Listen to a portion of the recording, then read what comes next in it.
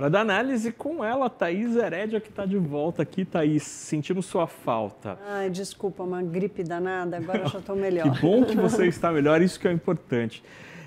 Thaís, até onde vai essa briga? Parece que não tem fim, né? Infelizmente. Boa tarde. Ela está esquentando, né, Naka? Boa tarde para você, boa tarde a todos.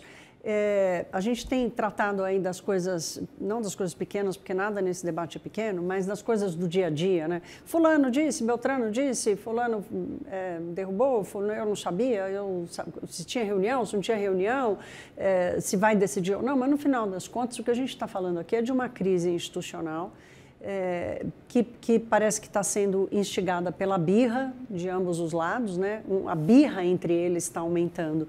E eu não sei o quanto eles se aguentam nessa condição, sabe? Porque para a eleição do ano que vem, por exemplo, para outubro do ano que vem, faltam 16 meses. Para abril, que é quando a gente vai conhecer os candidatos, falta menos, mas ainda assim falta muito tempo. É uma piora da relação política entre os dois principais poderes, que são aqueles responsáveis por tomar decisões importantes na nossa vida. É uma briga que vai o quê? Inviabilizar as votações ou vai viabilizar apenas o que prejudica o outro? Eu vou viabilizar uma votação que prejudica o Congresso ou vice-versa, ou prejudica quem o governo entende como grupo de interesse apoiado pelo Congresso, entende? A minha dúvida é essa, porque assim, em outros tempos, o Brasil e o mercado, a economia, talvez sentisse mais essa confusão política, né? Hoje, a economia está funcionando a despeito de Brasília, o mercado está assistindo, comendo pipoca e fazendo tudo bem. Agora, o quanto isso fala sobre nós? Assim, a gente quer isso? A gente quer um governo e uma relação com o Congresso Nacional tão descolados da realidade? Porque isso faz, no final das contas, o que isso tem a ver com a economia, né? Estou fazendo esse preâmbulo todo aqui, tem a ver com a economia, porque esse ambiente piora a qualidade das decisões. Ou impede que as decisões sejam tomadas. Então, decisão que não é tomada também é decisão de má qualidade, né? E o quanto isso vai esgarçar o cenário político para o ano que vem. A minha percepção, Naka, conversando com empresários, né? Empresários grandes, empresários pequenos, né? Tive com muita gente do agro recentemente, todos eles dizendo, olha, o quanto a gente precisa ficar olhando para eles? Porque é um desligamento institucional que eu acho muito forte. E eu não acho que o país seja um país que queira andar avesso ao que acontece no comando do governo e no comando do legislativo. Eu não acho que isso seja saudável para o país, mas tudo indica que é isso que vai acontecer. A minha dúvida, e que eu acho que a gente vai entender aí nos próximos meses, é quem vai piscar primeiro. Porque em algum momento alguém vai ter que piscar. Sim. E para o setor privado, até se consegue ficar um tempo ali alheio a tudo isso que está acontecendo, mas como o Estado no Brasil, por bons e maus motivos, é muito grande, ele acaba estando presente na vida econômica em algum momento, né? Então, a gente acaba esbarrando no Estado e aí as pessoas vão ter que voltar para o debate, não vai ter como ignorar esse elefante da briga que está crescendo. Você sabe, Naka, que só para complementar isso que você está dizendo, eu tenho falado muito assim, que tem 3 decisões que o Brasil não pode tomar agora. Retrocesso, né?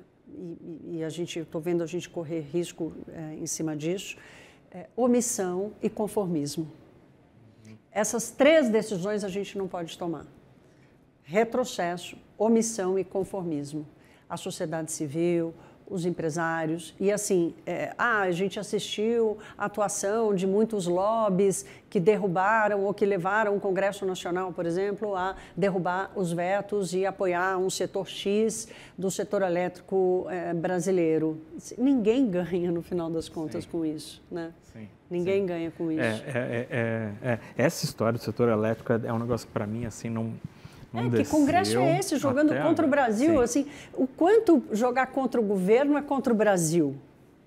Acho que essa é a pergunta. Assim, faz parte das relações políticas ter embate, mas assim, a ponto da gente assistir o Congresso Nacional. A gente viveu um pouco disso lá em 2015, né?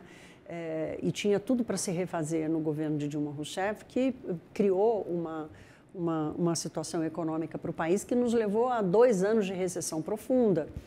E o Congresso Nacional cresce a partir daquele momento, né? Sim.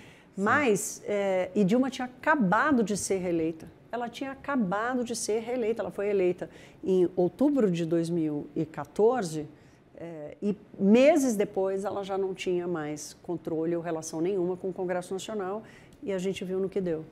E a ida da briga para o terceiro vizinho da Praça dos Três Poderes, a judicialização, será que faz a briga ser ainda maior e aí a gente vai ter toda a Praça dos Três Poderes ali numa grande confusão? Qual é a tua leitura da judicialização?